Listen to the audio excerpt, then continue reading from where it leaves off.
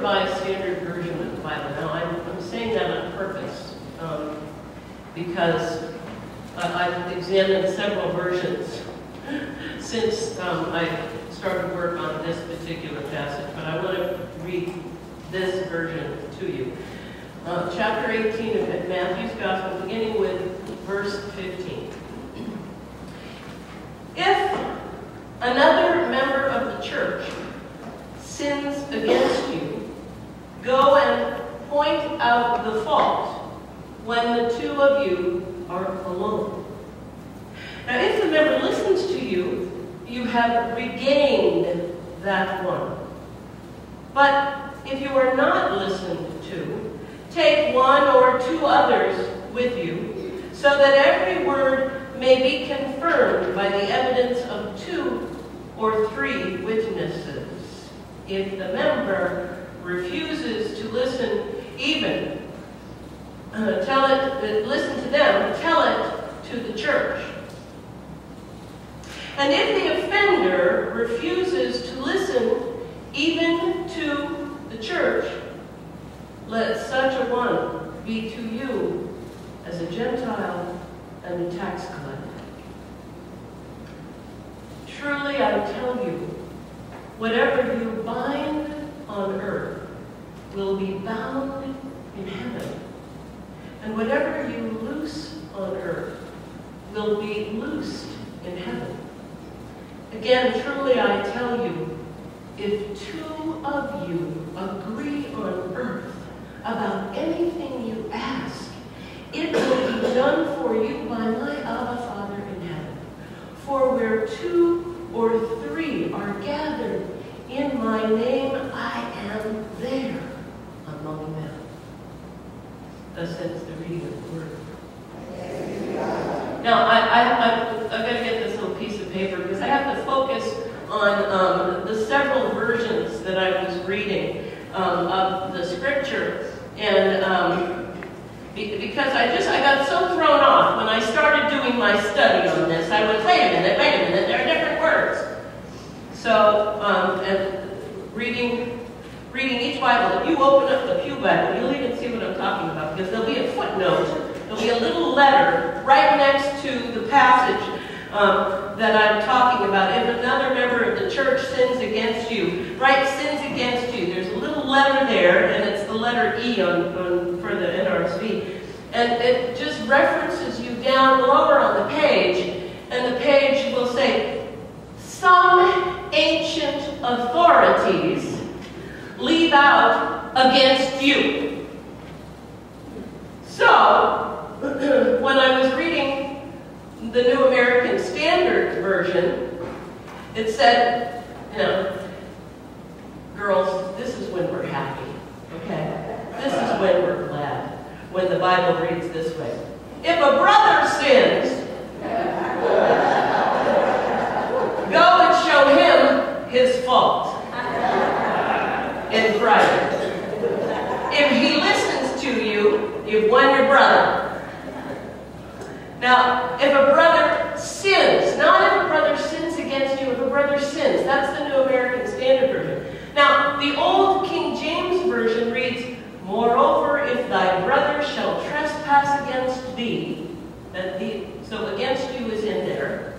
The New King James Version reads, moreover, if a brother, they're still stuck on brothers. Moreover, if your brother sins against you, the New International Version reads, if your brother sins against you. The New Revised Standard Version, which I read, was, if another member of the church sins against you. Notice they include the girls this time. The Revised English Bible reads, if a brother does wrong, go and take the matter up with him. If a brother does wrong, not against you, just does wrong. If a fellow, and in the Message, Eugene Peterson's The Message, if a fellow believer, he's kind of got the inclusiveness there. If a fellow believer hurts you, go and tell him. Work it out between the 2 of you. So the question for me was, where does the against you, where does that against you come from? And what it's saying is that 2,000 years ago, there was a discrepancy in how those texts were moved into our modern thinking. And so some said, well, if a church member or if a brother or a sister sins against you, or if a brother or a sister sins, okay, those are the two ways to read this passage. Now, let me tell you, I think there's a really big difference between if a brother or sister sins against you and if a brother or a sister sins, if you get my drift. Because there was a time in the church when people said, well, you know, so-and-so is naughty and bad, and we of the church need to tell them that they have sinned, and we need to make a public spectacle of them. How many of you remember those ducking chairs that were used in the back east, well, in my neck of the woods?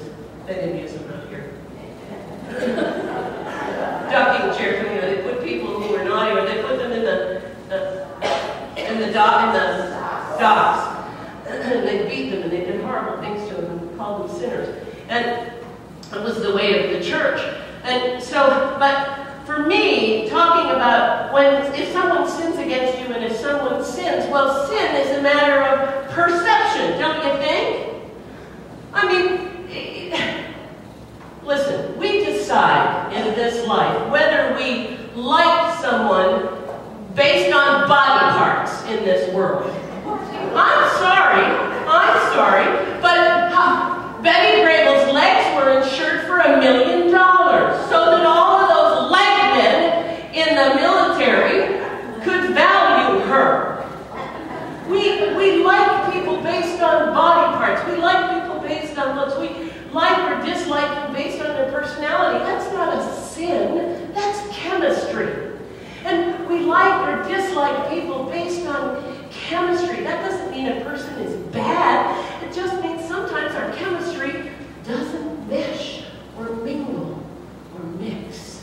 So we have to be very careful when we read Scripture and we read lines that say, if someone in the church sins, be sure to go to them privately and point out their sin to them. I can't wait. In Matthew 7, there's that wonderful verse about, you know, if you're trying to point out the speck in that other person's eye while you have a what in yours? A redwood.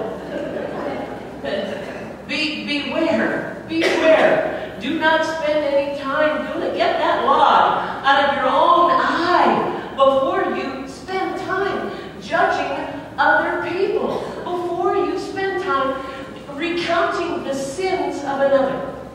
Now, if the passage is one that we are going to embrace, as it says, if a church member sins against you, then we are called very clearly by this passage to be those who have the guts and the gumption and the wherewithal to sit down with each other and work it out.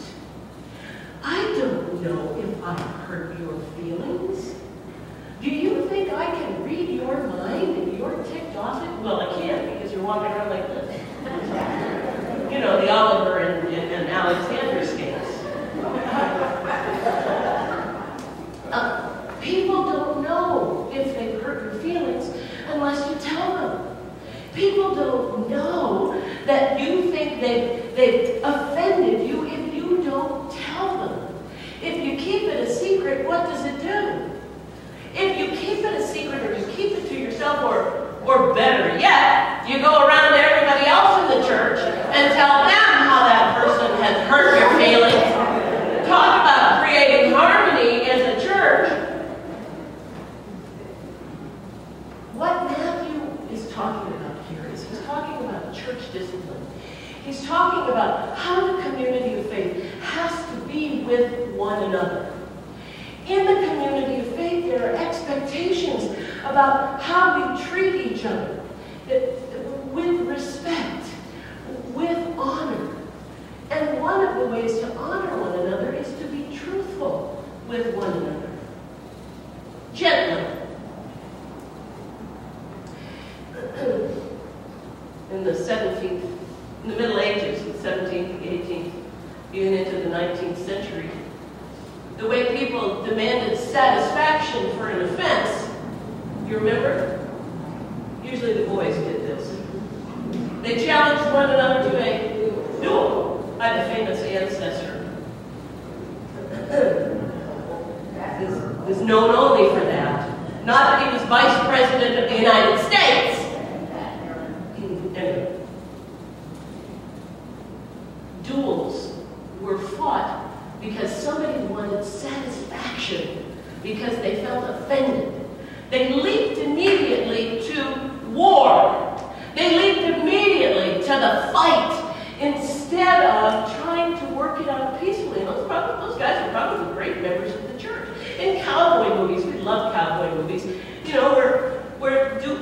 know, they're dueling in the streets and they've got their guns strapped on, and usually it's been a glass of red eye or a beer that's been thrown in somebody's face, and they go out in the street and they start pulling their guns. And whoever wins is now the top gunslinger in the gunslinger pecking order. And somebody's dead. In dueling, somebody's dead. If our way of sorting out our differences, if our way of dealing with hurts or offenses is to immediately declare war, is to immediately demand satisfaction for the offense, we are not following what Christ has commanded us to do. The Christ has commanded us. There are 4 steps here. First, you go and you talk. If that person can't listen or can't hear, get somebody else to help you. And if those 2 people don't succeed, get the church to help you. But help each other. Not to shake the bony finger at each other. Help each other work it out. Why? Because it's important to keep harmony in the community of faith. How many of you have ever been a member of a church or known about a church where there was a predator in the church? This is sin. I'm talking about major sin. Who decided that he or she could bed anybody they wanted in the church and was collecting notches on their pajamas with all of the members of the church. How many of you have known churches where that's taken place? How many of you have known churches where members of the church have borrowed money over and over and over again from different members of the church, promising to pay it back, never paying it back, getting up and moving away? You haven't? Oh my heavens. I guess I'm just talking about 2 examples that I know of. These are sins against the community of faith. They are sins against the community of faith that have ravaged congregations, that have created a chaos, wreaked havoc on the congregation, wreaked disharmony in the congregation, divided congregations. What Matthew is trying to tell his community of faith is that in prayer and in gathering together and in working to be in harmony with one another and working to agree with one another, in working to mend our hurts, then we will be the community of faith that sets an example for the world of what it means to love one another, even as Jesus Christ loved us. Now you may ask, why the heck is this important?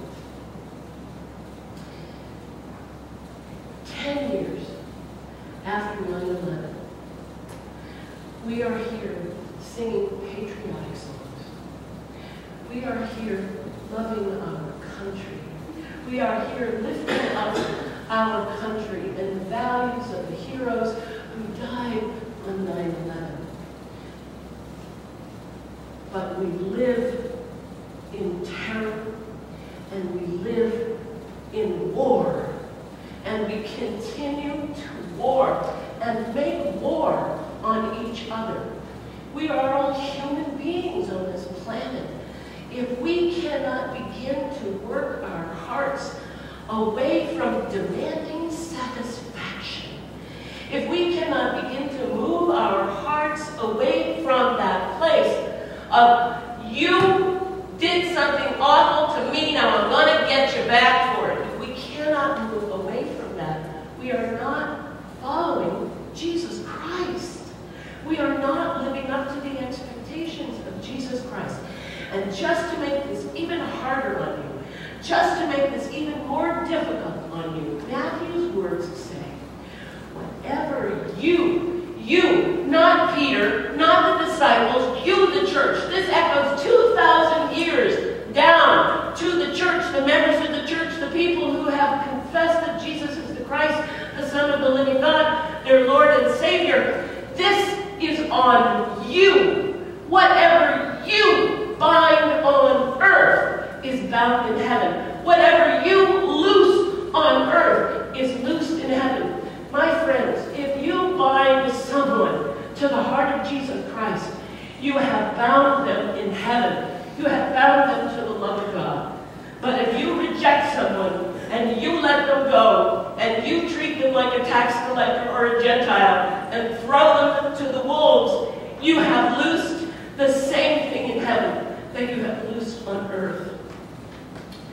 The command here is to bind with love all people to your heart and to Jesus Christ. And on this day, September 11th, it is more important for us to learn how to do that than it has ever been.